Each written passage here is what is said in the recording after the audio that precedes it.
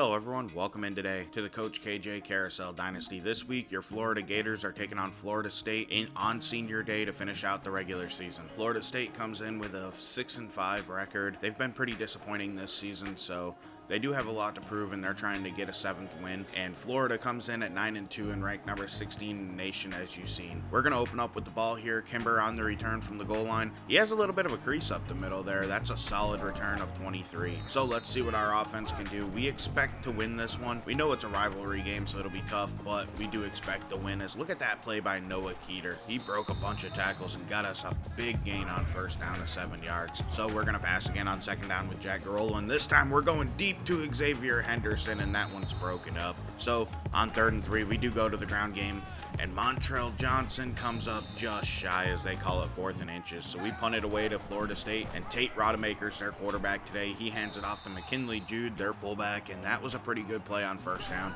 So on second down, they're going to run a little bit of inside veer, and Tate Rodemaker's going to get the first down and more after he stiff arms Miguel Mitchell. That's a big 13-yard pickup for the Seminoles. Rodemaker pulls it again on a read option, and he breaks the first tackle and then goes down after a 7-yard pickup. He is very involved in their ground game. He's not the greatest quarterback, honestly, and you can see why they keep running it with him, as it's now 3rd and 5, and he is finally forced to pass, and they do throw a screen out there. That's Lawrence Toafili picking up 11 yards, getting the Seminoles another first down. Toafili's their number 2 back behind a Heisman candidate, Trayshawn Ward, who gets the carry here, and that's going to be a first down on an 11-yard rush. He scored 19 touchdowns on the ground this year, and honestly, I'm surprised it was even that low with how bad Tate Rodemaker's been. They're definitely leaning into this ground game, though, as they give Rodemaker another carry. That's a 0-yard rush. That's no gain, so it's now 3rd and 11 for Florida State.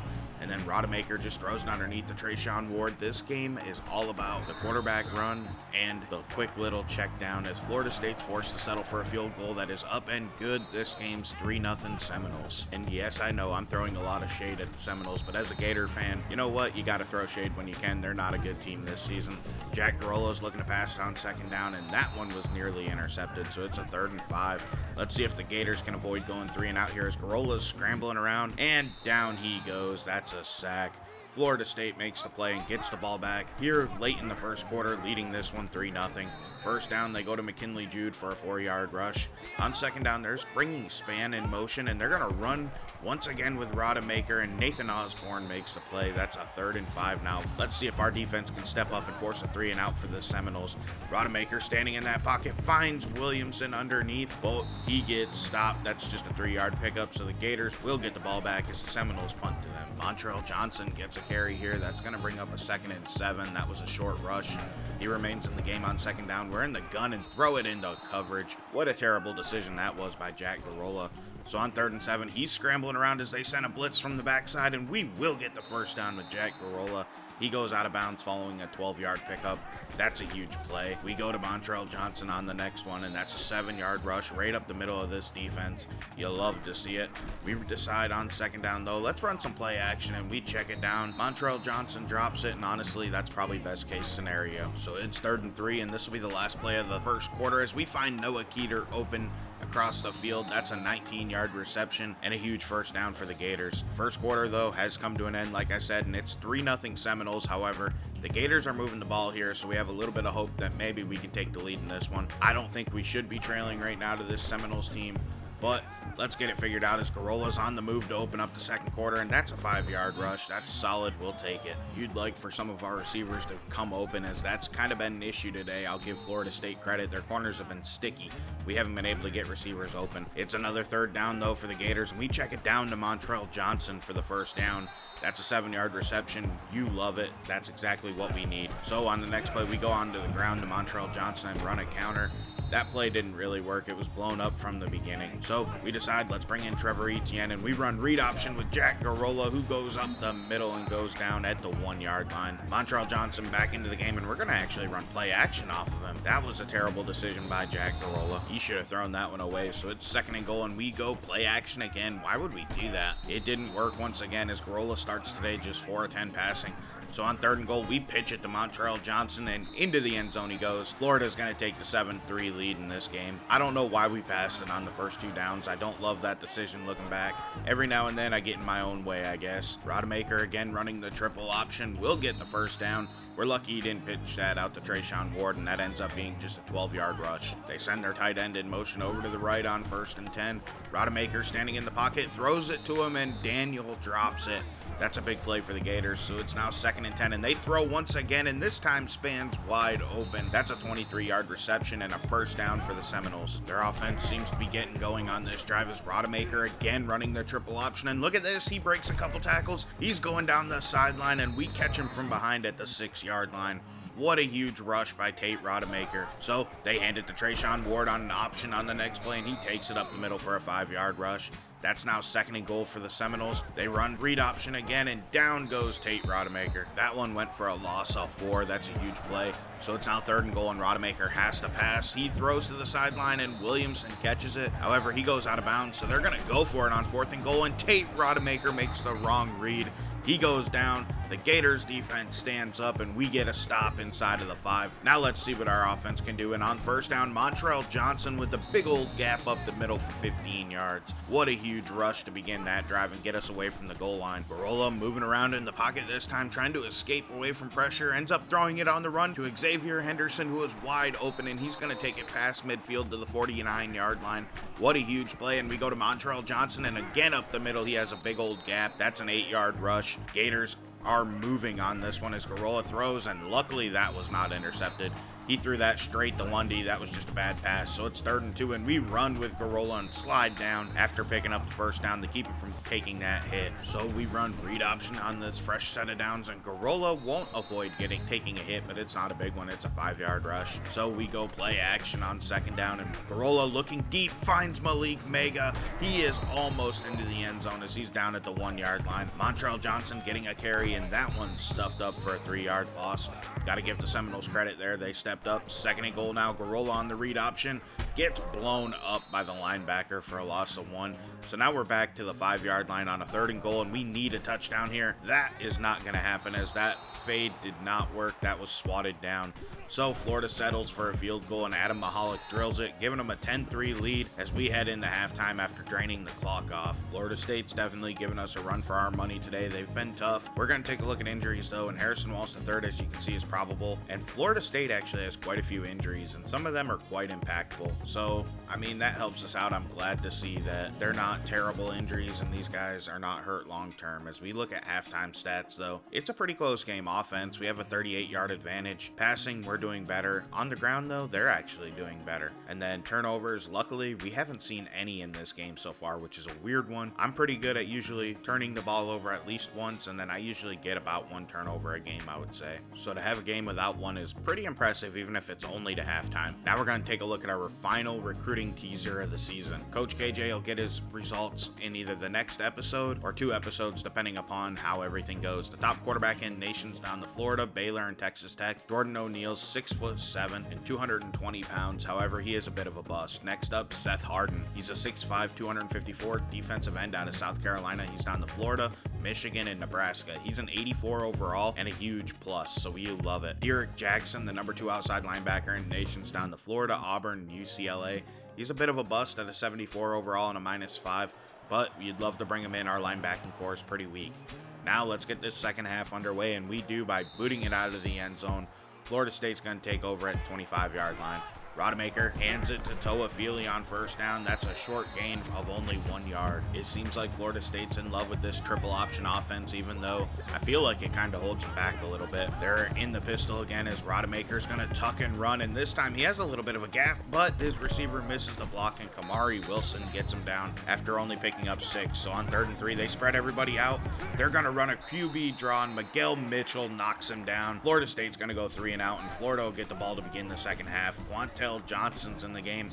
Our 5-star recruit from last offseason. He gets a 7-yard carry to begin this drive. We go read option on second down, and Jack Garola pulls it and gets the first down and slides before taking that hit. On second down in the pistol, they go back to Quantel Johnson, who cuts it outside to the right. That's a solid 7-yard rush. I think he's going to be a pretty good back for us in the future. That's why when he demanded playing time, I made sure to get it to him. However, on second down, that hit him in the helmet. He should have caught it. We go back to him, though, on third down, and on the ground, he is able to pick up 5 and get a Gators first down. Looking to pass now is Jack Garola standing in the pocket. He throws it out there to Noah Keeter in the flats, who's wide open. Once again, that's 7 yards on first down. You'll love it. In the pistol, they hand it to Quantel Johnson, who will move the chains and pick up 7 more yards. The Gators are doing great things on the ground as Trevor Etienne checks into the game and gets a carry. He goes to the outside, and look at that. He uses his speed to get the edge and pick up 16. That's one of his best rushes of the entire season. He remains in the game, and then we go to the end zone to Harrison Wallace, the third after play action. Touchdown Gators. It's going to be 17-3 Florida. This game is starting to go Florida's way. And on the very first play of Florida State's drive, Jordan Young picks off Tate Rodemaker. He has a chance to take it back to the house, and that's exactly what he does. With the first turnover of the game, Florida extends their lead up to 24-3. They're stepping and putting Florida State down as Tate Rodemaker's only thrown it 7 times to this point in the game today as McLean gets a huge carry to begin Florida State's next drive. That's a 25-yard rush from their receiver. They send Spann in motion, and then Rodemaker looking to pass finds McLean again. That's a 22-yard reception. This time Florida State's trying to answer quick as they go to Trayshawn Ward on the ground, and he trucks 2 men at once, and he fights ahead for a 4-yard rush. That's an impressive carry for only being 4 yards. They send their tight end in motion over to the right, and then they run play action, and it's actually not play action. That fooled me. That was just a read option for Tate Rodemaker. He didn't pick up anything on it, so it's now 3rd and 6, and he has to pass. He just checks it down to Trayshawn Ward on the 4-yard reception, and they settle again for another field goal that is up and good. Florida State makes it 24-6. Honestly, I don't think that helps them that much, though, as Garola's looking to pass when Florida takes over, and he goes down for a 9-yard sack. He should have gotten that pass out a lot quicker. So it's 2nd and real long now, and Garola in the pocket takes a hit, but he gets it out there to Xavier Henderson for a 17-yard pickup, bringing that back to a 3rd and 2, and we go on the ground to Trevor Etienne for the first down as he picks up 8 yards. What a great rush. Etienne remains in the game, and Garola's looking to pass this time. He's scrambling out to the right. We have X wide open, and that's exactly who we go to. That's Malik Mega for 11 yards and a Gator first down. Rolling in the pocket, again looking to pass, and he takes a hit just as he releases it. Thankfully for him, that was an incompletion and not a fumble. So it's 2nd and 10, and we go on the ground to Trevor Etienne for a 6-yard rush. That works. We'll take it, bringing up a 3rd and 4, which is much more manageable. And then we find Emmanuel Henderson for the first down on the sideline. This right here will probably be the final play of the 3rd quarter, and we go to Trevor Etienne for a 6-yard rush, bringing up a 2nd and 6 as we enter the 4th quarter. Garola's looking to pass, and he throws it into coverage, and Jay picks that off. That might be able to get Florida State back in this game a little bit. That was just a bad decision. Garola should have thrown it a little bit quicker. Tate Rodemaker's going to throw a screen to open up this drive to Trayshawn Ward, and he has all sorts of space. However, we're able to get off of that and come over, and Jordan Young makes the tackle after a 12-yard pickup. Rodemaker's going to have to pass the rest of the way as he goes to Portier. That right there is a 12-yard pickup and another Seminoles first down. They're out almost to midfield now, with Rodemaker staying in the pocket and taking a sack. That's Shamar James making the big play. Seminoles want any chance of coming back in this game. They need a touchdown on this drive, so sacks do not help them as they throw a quick screen to Trayshawn Ward that's read perfectly. Even though Ethan Pouncey didn't get him down, he was a big part in making that play go nowhere. They send Spann in motion, and it looks like they're going to pass another screen. Are you kidding me, Tate Rodemaker?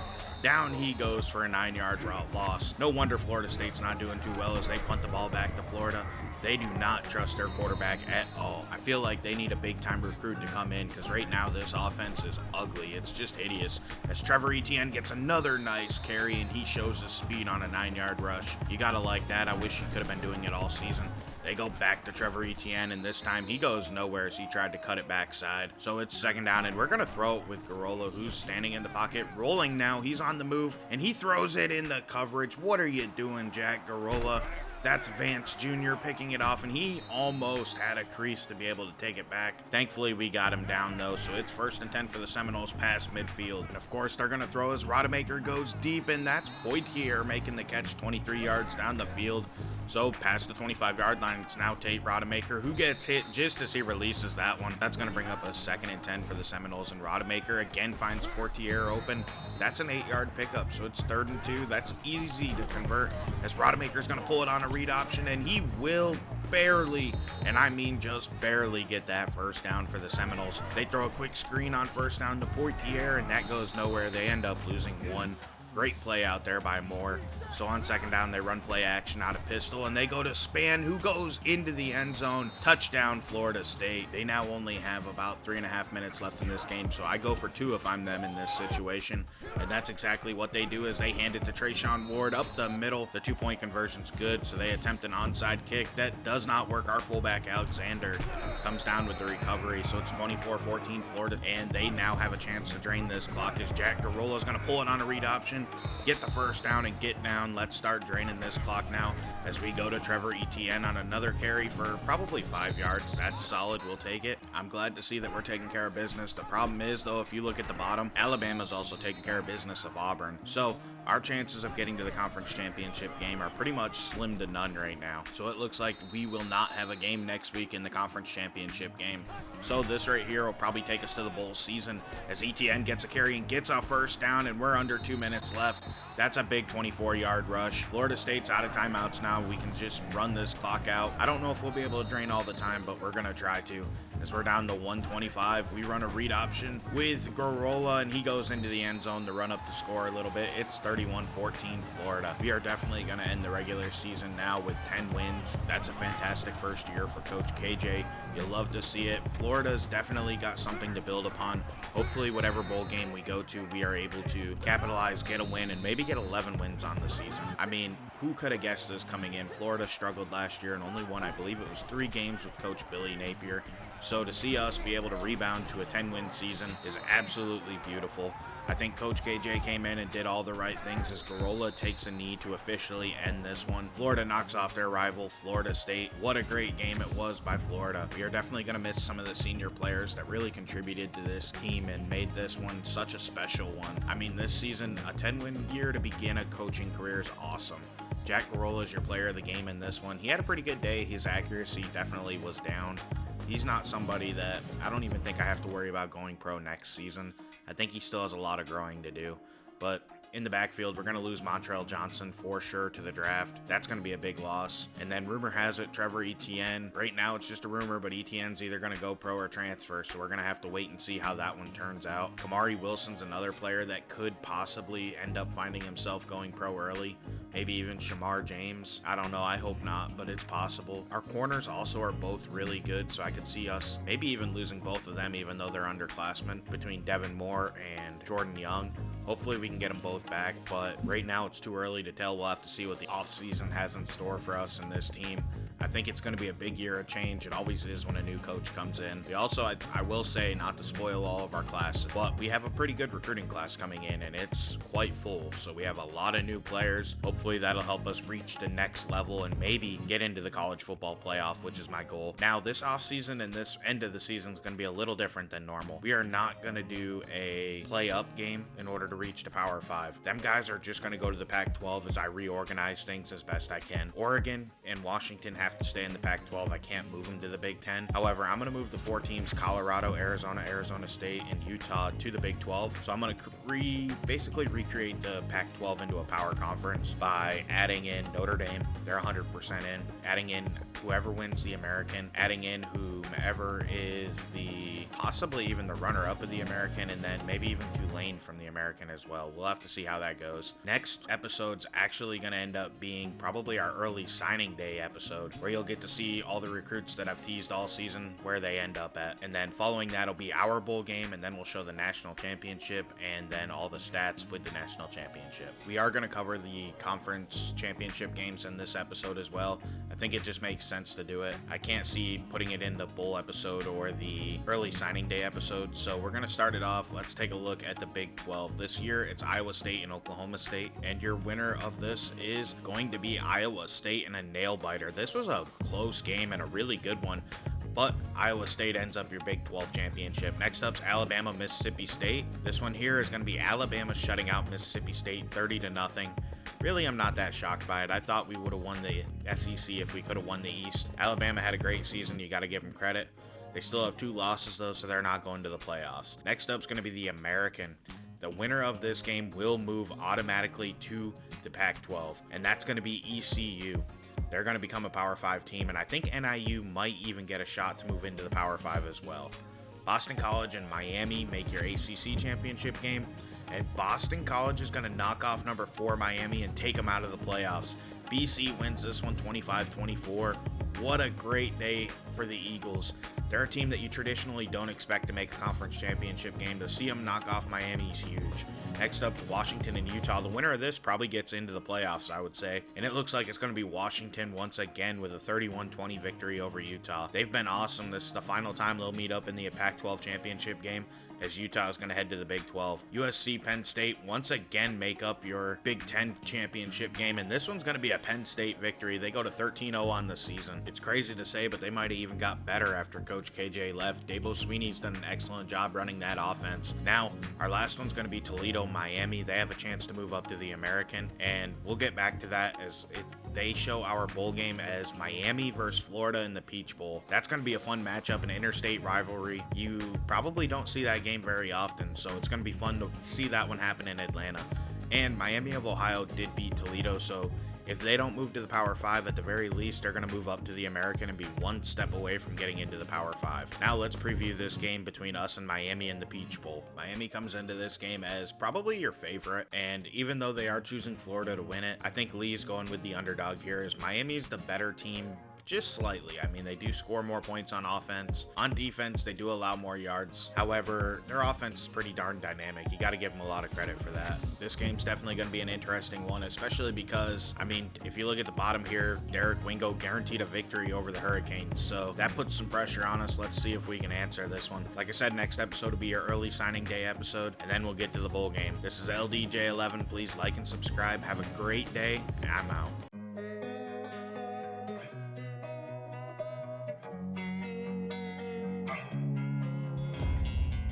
And sometimes you just gotta believe there's something that'll give you relief. There's something that'll have what you need, what you need.